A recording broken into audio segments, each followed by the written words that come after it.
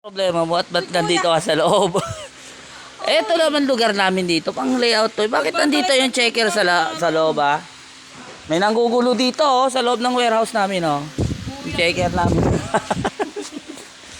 Yung checker dito nanggugulo oh. Yan oh. Oh. Yung checker natin nanggugulo oh. Loob ng warehouse oh. Doon ka lang sa labas, nanggugulo ka dito eh. Baby mo ayo. Tratado ako, gusto ko siya.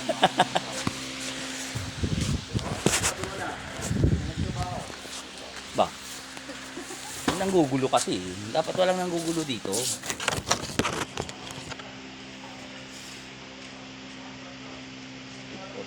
17.